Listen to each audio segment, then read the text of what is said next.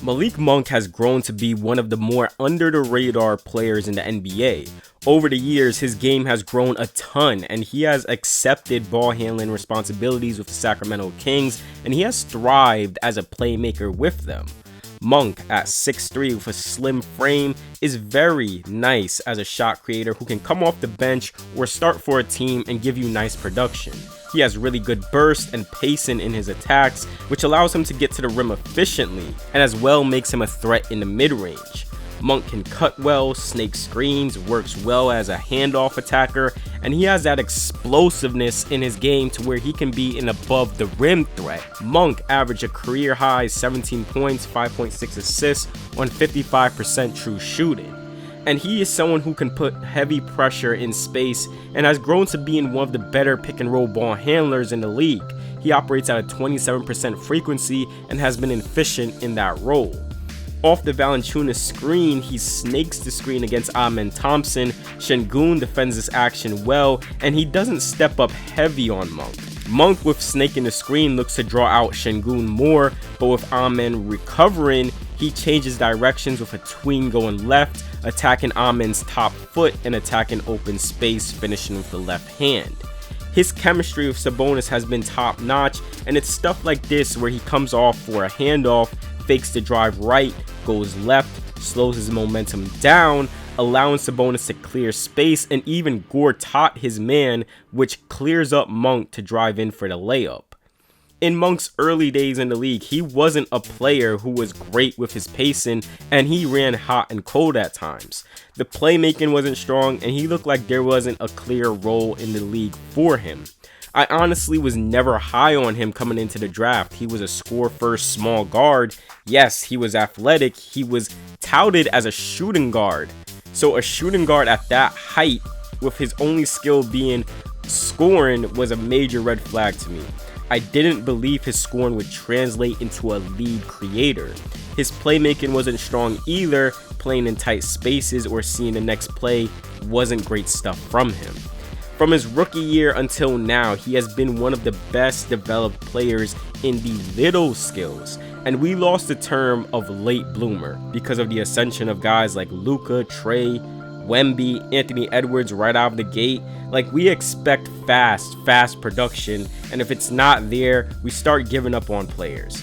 It would usually take guys 3+ seasons to really carve out a defined role or know who they are as a player, and Monk has done that. Monk on the Sabonis screen sees Karl Anthony Towns in drop coverage.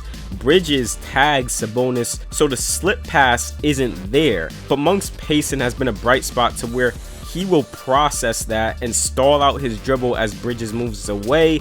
Cat having to recover back to Sabonis and keeping Hart on his hip and not in front of the ball, creating an opening for the floater as he gets deeper into the paint.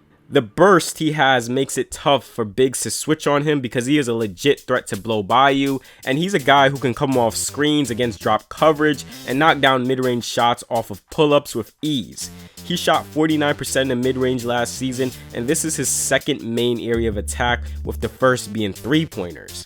How I define playmaking is your shot creation skills, being able to create shots, create advantages consistently, combined with your handle, how well you can operate in traffic or change directions, as well as passing / court processing skills. So now we know that Monk is a good mid-range shooter, a guy who can provide solid rim pressure with his burst, has a tighter handle, and a guy comfortable operating in ball screens with his pacing, which now opens up more of the passing game.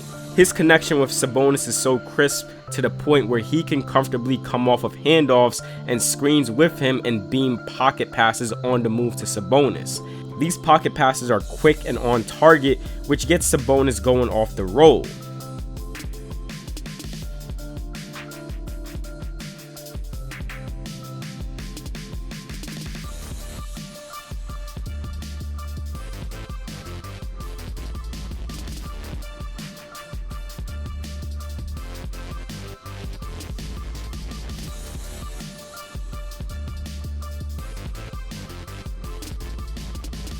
Here Monk gets loose off the screen and he disguises a scoop layup into a dump off pass to the big, but like, look at D'Angelo Russell and Austin Reeves on this play. They see the layup attempt and they just concede the play. They don't put a body on the big man, and the Lakers big man's momentum is going towards trying to swat that layup, while Monk just slips a pass to his man for a much more open shot. Sometimes when operating in the pick and roll in a situation where the defense is playing the big higher up on screens in an aggressive scheme, if Monk passes right here to Sabonis, Toppin could just stop the roll, or Bryant would have time to recover back. But being able to be patient with your dribbles and make quick decisions are tools of a great playmaker. See Monk how he draws out Bryant and TJ getting right into the paint. Then he makes the pass to Sabonis as he gets closer to the rim. If the pass to Sabonis was taken away by the Pacers, then there's Trey Lyles in the corner who he could have passed to. The pocket passes has been such a go-to in the Monk-Sabonis connection, to the point defenses will have their low man establish help early on these screens, and he can read that and see the next play, beaming a pass here to the cut-in Fox. Here he splits the gap help defense off the ball screen, and see the low man in Paul tagging Sabonis, which opens up the kick-out pass to the wide-open Murray for 3. And I love this play where Sabonis screens, he recognizes the defense, collapses to Sabonis, Monk gets hit with a double, and he swings the pass right over his back. Like, Kristaps is a big dude, being able to just swing this pass over your back to the shooter, that's some crazy stuff there. And not to mention, with the on-ball playmaking as a driving kicker, an extra pass type of player, and a guy who can throw lobs to athletic bigs, he can also capitalize on closeout attacks, attacking a rotating defense and beaming a dump-off pass to a big or diamond up a shooter. Off the closeout attack where he sees multiple bodies, some players would see the cut in Sabonis and think that's the best play. He is open, that's the right target, but no. Sabonis would be going into Jokic and potentially also Christian Brown if he wanted to help double and collapse on Sabonis. If we rewind this play, Fox beats his man off the cut, which gets the defense to collapse. Monk falls into the corner. Murray now has to slide over to Monk to stop the 3. Porter Jr. slips over to Murray's man to take away the extra pass, but no one rotates out to Keegan Murray.